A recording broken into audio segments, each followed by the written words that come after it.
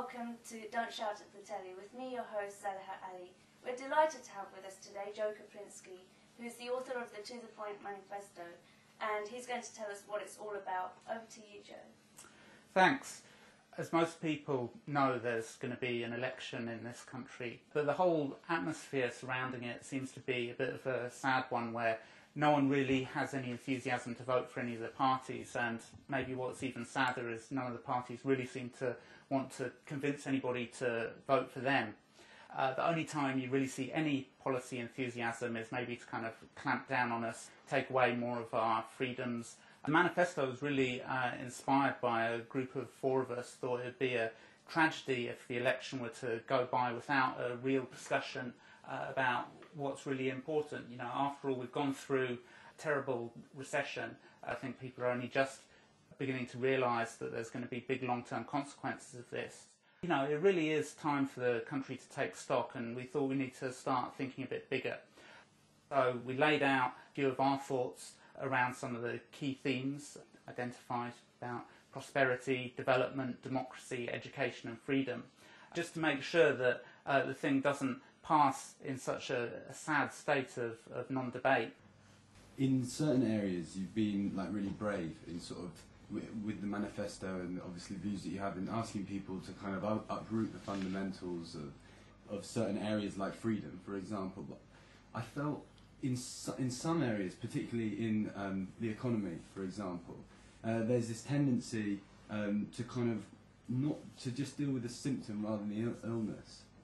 And I think that actually you have various ideas about maybe how to kickstart the economy, or you know whether things should be what we should be investing in, without really asking whether we should be completely uprooting you know, an economy which is implicitly sort of unequal and perpetuates sort of inequality. So I mean, what are your views on the economy?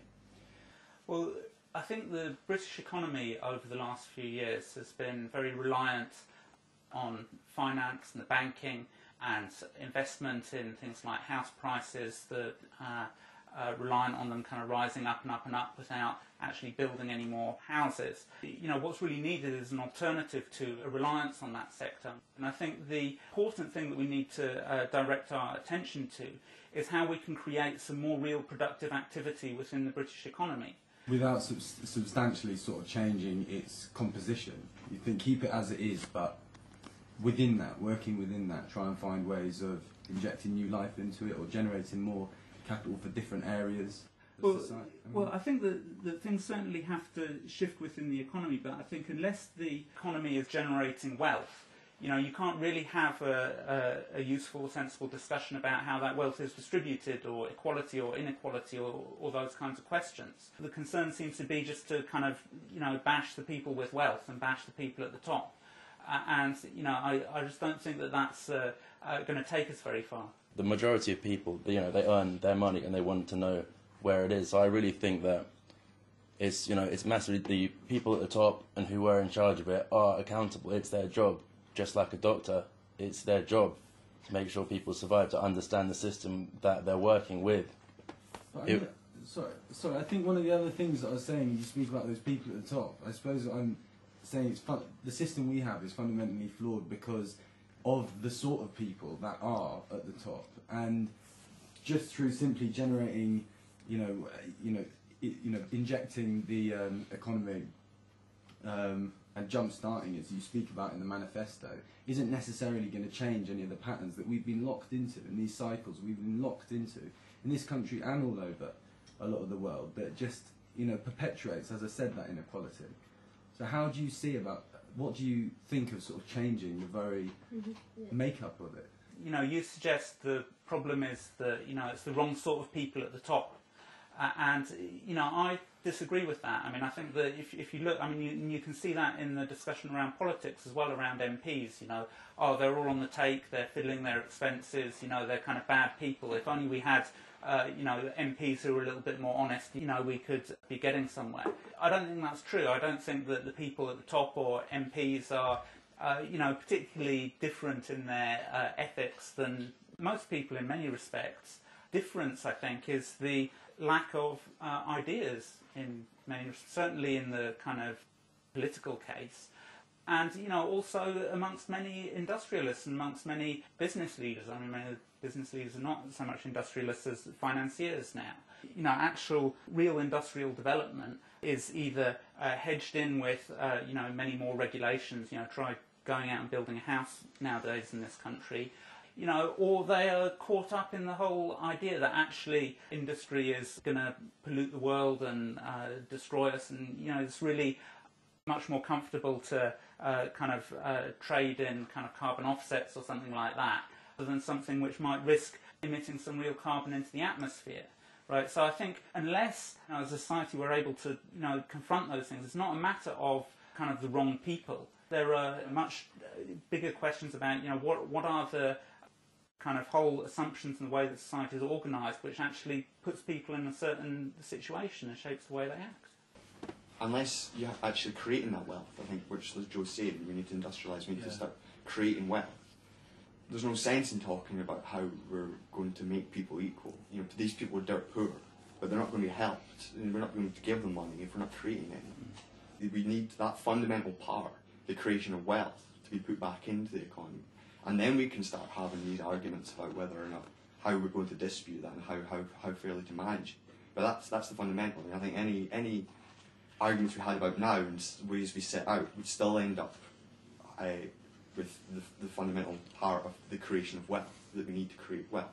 So I think that seems to me what I got from it. I don't think that anyone disagrees that we need to create wealth, but I just think that there's and it's not good to get into us and them the rich, them the millionaire bankers, but quite clearly there is a lot of wealth, and it's not in equal hands, and so the majority of people in England need more wealth, but it's not to say that there's not a lot already. There's no point in generating that wealth if nobody's, if the majority aren't going to see anything from it.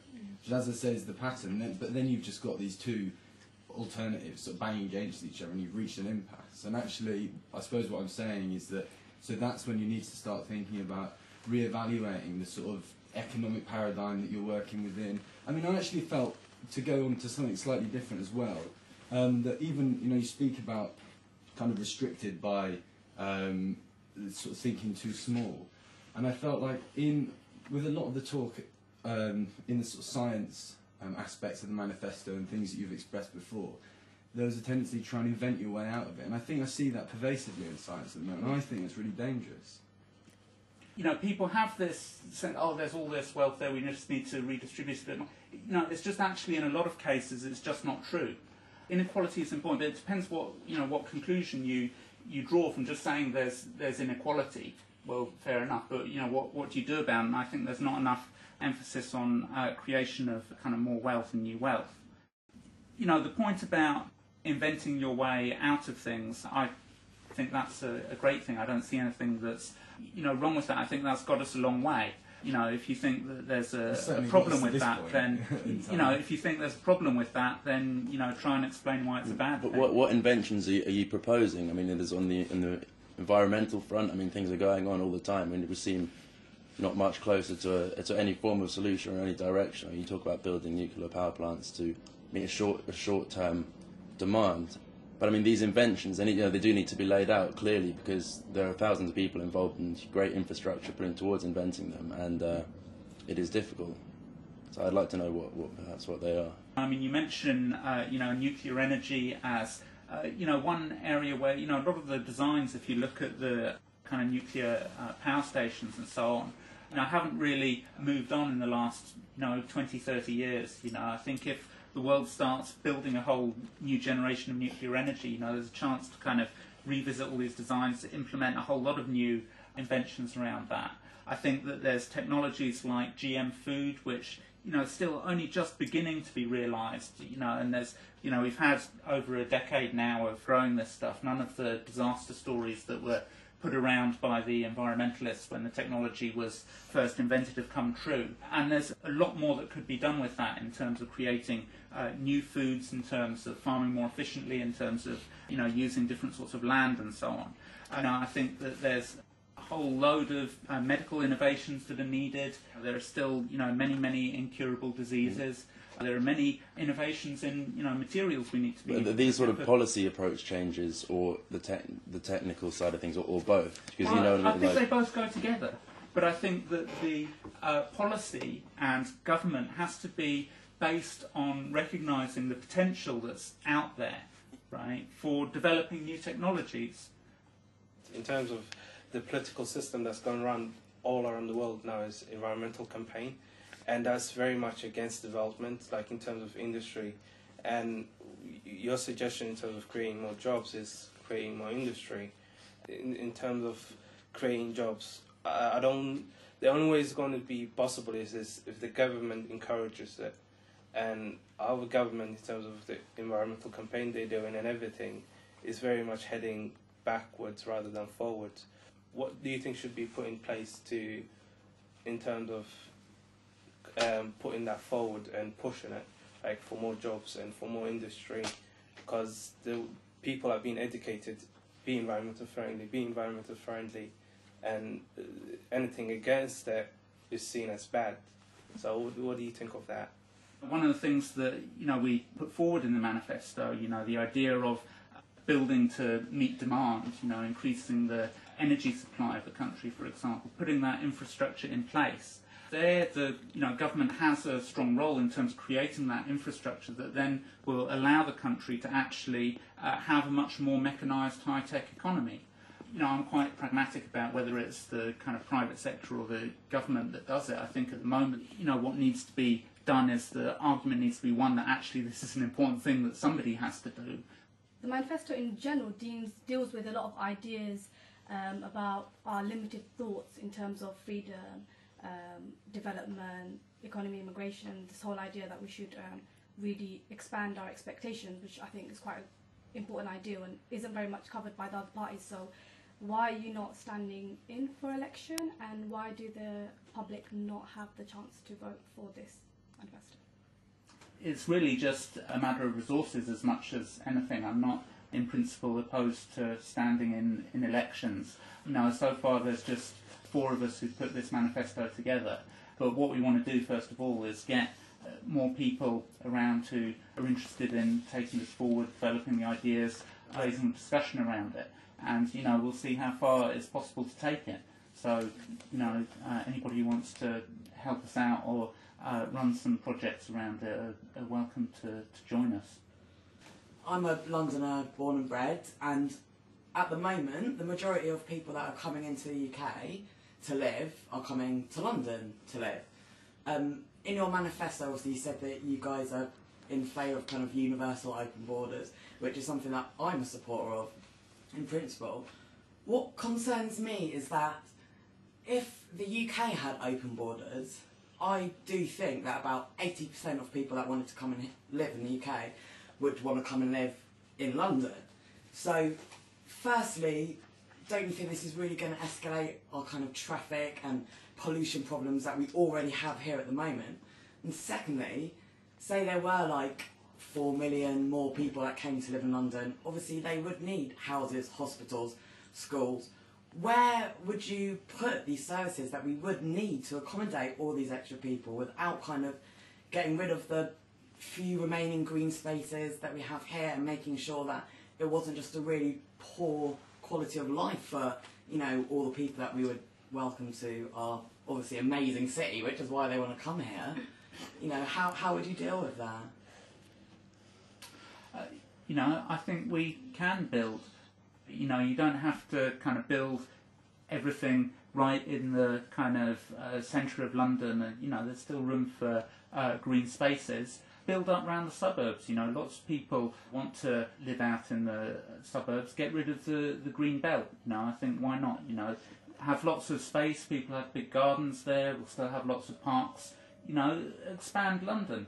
Why not? So why not build more? Yeah, I get why not build more, but I mean, like, how would you build more? Say so many more people wanted to come and live in London. Like you were saying earlier, there's already a lot of people who live here that are living in real poverty and don't have housing, and don't have the services that we should be providing and that is their right to have.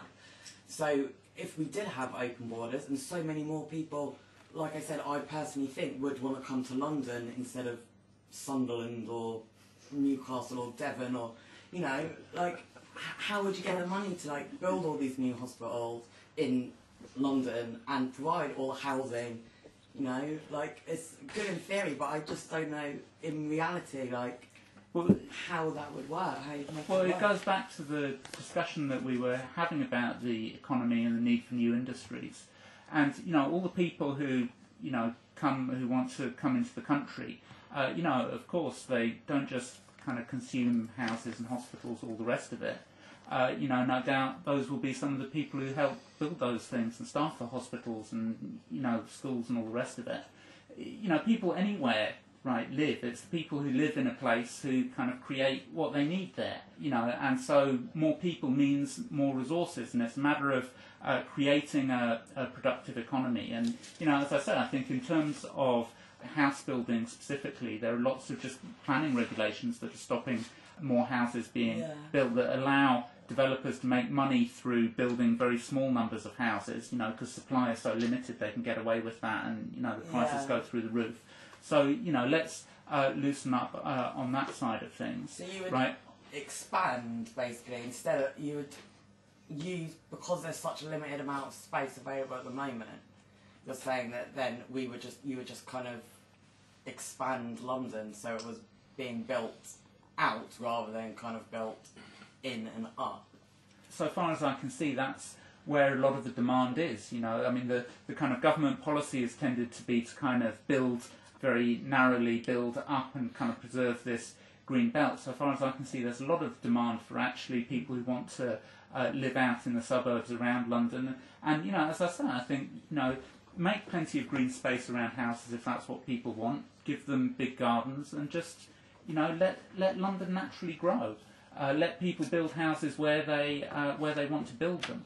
Open the borders, and then it'll be like, right, borders open, everyone, let's go to London and go to England. But all those things would need to be in place first, because if you did that without having those things in place first, obviously it would be like a mental situation where you just have loads of people all coming in here, and you wouldn't have the services, you wouldn't be able to provide what you would need to provide in order to have open borders working effectively, and that, I do think that would result in a lower quality of life for people that live here, and also the people that want to come in and live here, because at the beginning there wouldn't be housing, hospitals, services, schools, etc.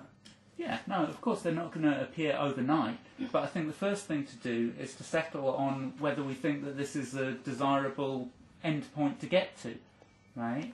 Because, at the moment there's very little consensus on that, or, it's probably the most contentious point or controversial point in the manifesto to go and argue that. So, once we start getting a lot of people who think this might be a good idea, I agree that it goes in parallel with the other things that we're arguing about, the need to create a more productive economy. Yeah. But, if we can, get more people thinking this is a good idea, then we can start working out what it means practically. Okay, the part in the development part of the manifesto where it says that to fix pollution problems we need to re-engineer power stations and not people's lives, I agree with this part, because I think there's not enough government intervention in power stations. The government is saying we have to change our lives, for example, drive 5 miles less because it produces less carbon dioxide emissions. But what about power stations and industries which are producing far more pollution? It's an example of the way that technology allows people to do more. There's often a feeling I think people have that, well, the way you can make a difference is maybe by, changing the way you shop or the way you consume or the way you drive. The government itself seems to only have this kind of strategy of trying to kind of encourage us all to kind of watch what we're doing and all the rest of it. In fact, we want to give people greater freedom by saying, well, actually, if we start to look at how society is organised as a whole, then we can all have more individual freedom too. They don't clash. 50 years ago, 60 years ago, we had this freedom, but because people abused it, like the freedom of speech, we could call whoever by whatever name. But obviously, because people abused it, that's why there were laws put in place to stop that. And like Boris's law to not be able to drink on public transport, obviously that's because of the effect it had on the public. And like, why do you think this booze ban is a negative to society? No, I don't think these things have been really driven by the fact that, you know, people are somehow abusing these freedoms. I think a much bigger change is the way in which, you know, people see the behaviour of other people. People are much more intolerant in many ways of other people's behaviour, and I think we need to bring back a lot more tolerance in many instances. I think we need to, you know, bring back a lot more trust in the way that we behave with one another. I mean, I think things like kind of speech codes and what you can say and what you can't say are nowadays have become less about, you know, tackling real kind of serious abuse and serious racism as a more just a way to kind of make people feel comfortable. Because I mean, actually, if you have kind of real hardcore racists, they're not going to take much notice anyway. So I think it's, you know, it's a much more subtle shift towards less certainty about how people can relate to each other and intolerance around things, and I do much better to open up around these things. So do you think illegal drugs should be legal? Like, do you think people should be able to smoke cannabis whenever they want? Yeah, I think if they choose to, you know, why shouldn't they? What's the harm to other people? But wouldn't that harm society? Although they are laws at the moment, so many people smoke weed now anyway. So many people still go on the tube and drink. Like, I go on the tube and drink. I totally do. And I see people that do it all the time. I don't think because Boris has put that law in that actually it's really made that much of a difference. But the absurdity is, as well, you've got drugs like cigarettes, which are proved to be infinitely more harmful. You've got drugs like alcohol, which is also, you know, proved to be much more harmful. Yet, you know, there's certain benefits that come off those, and they've become socially acceptable. Whereas other drugs aren't. I don't know if that's an issue to discuss right now, but it's certainly. But I think that it is very useful because, you know, what is it that politicians have become really enthusiastic about?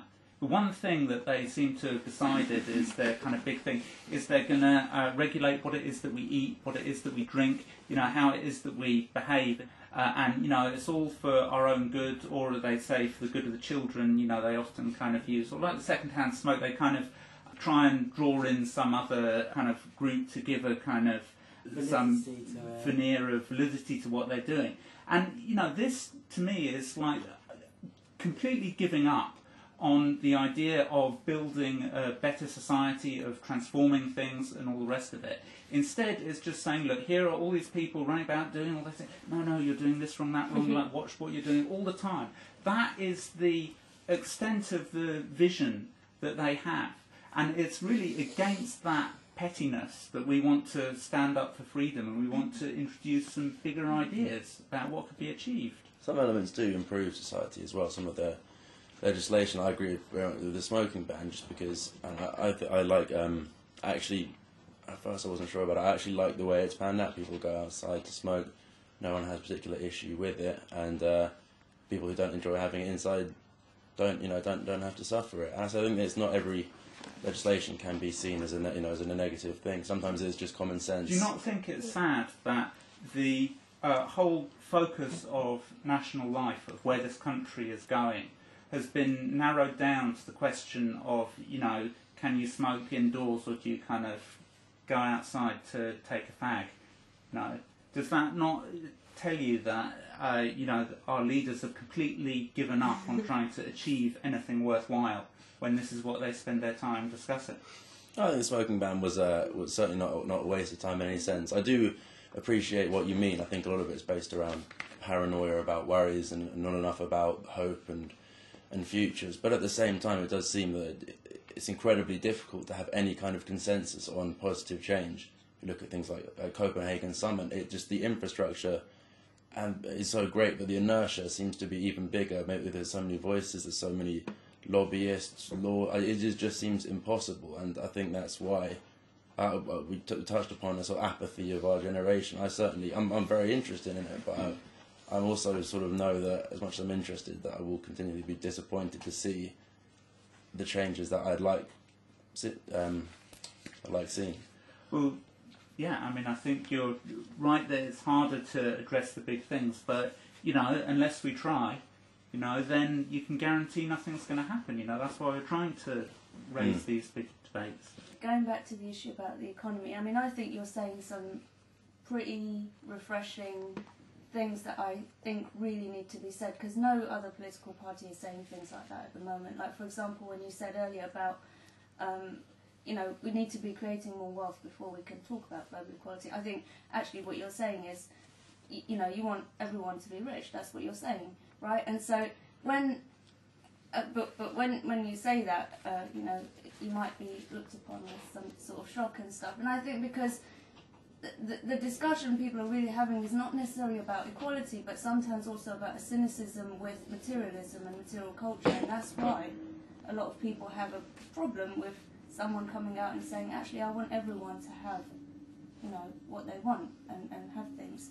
But another thing I was going to say also is, because it's on the elections and because you've written a manifesto, is I often get friends asking me, you know, who are you going to vote for? And I say, well, I don't think I'm going to vote for anyone because I don't feel like voting for anyone. And then they'll say to me, well, you're pretty stupid because women fought for the right for you to vote, and now you can vote and you're not using your vote. And I actually think there's a difference between, you know, the women who fought for our right to vote, in the sense that they were establishing equality amongst, you know, citizens of the country, whereas my right to not vote if I don't want to is about establishing my autonomy as an individual. And I just think, and also, if I was to vote on the basis that the women fought for my right to vote, then, you know, I would vote for someone who stands for global equality or who stands for equality, because otherwise, you know, why should I vote just because someone's a woman or just because I have the right to vote?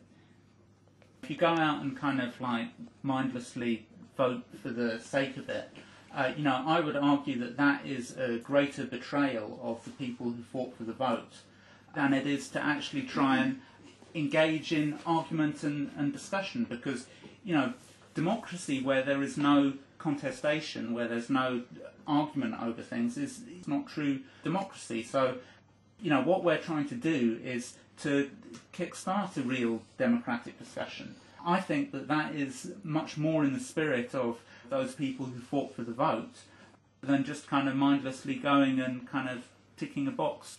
In terms of the democratic system, would you change anything? Would you change what would you change? Well, I think the biggest problem right now is a lack of debate and discussion and ideas. You know, that is the number one thing that has to change. And, you know, okay, you can have a discussion about proportional representation or this, that or the other, but none of that actually matters if there is no contestation of ideas, and at the moment there isn't. I mean, as much as I kind of admire the whole point of the project, I do think that these, and obviously your problems with resources I accept, but I do have a feeling that the manifesto is slightly too easy to ignore. I mean, there are difficult questions in there that need to be asked, and most of them are hardly vote winners for a lot of the politicians because they are so difficult. My concern about the whole thing is that without a real kind of action behind the manifesto, that it just won't make an impact. I think it's quite exciting that you've written something like this, and I agree with Craig in the sense that what sort of, you know, do you have a long-term concrete plan to really get it out there, you know, and to really make an impact, because these things can make an impact, I think the manifesto is really good. However, I don't think it will appeal to the public much, because I think the public have lost interest in the government and politicians and what's happening now. So, yeah, it's good, but I don't think many people will be reading it because they've just simply lost hope. I don't know if it's got to that. I'd like to think that the whole point would be that it's trying to counter that. But I think that a really good stance and a quite relevant stance would be the economy, and a real sort of more tangible. So the reader, giving something the readers more tangible. The points you're saying about the capability to build more houses as we go growing demand from open borders, and to potentially bring in more primary heavy industry back to Britain. They are good points, and I think could be made clearer in the manifesto. We're trying to get the manifesto out into as many people's hands as possible to kind of have a read of it, to kind of argue back with us.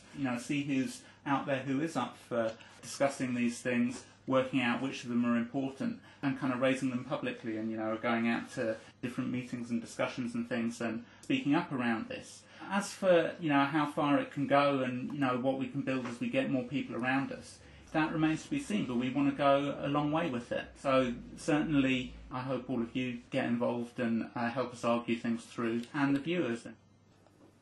Well, I'm afraid that's all we have time for. I'd like to thank Joe for a fascinating discussion. If you'd like to read Joe's manifesto, have a look online on www.tothepointmanifesto.com.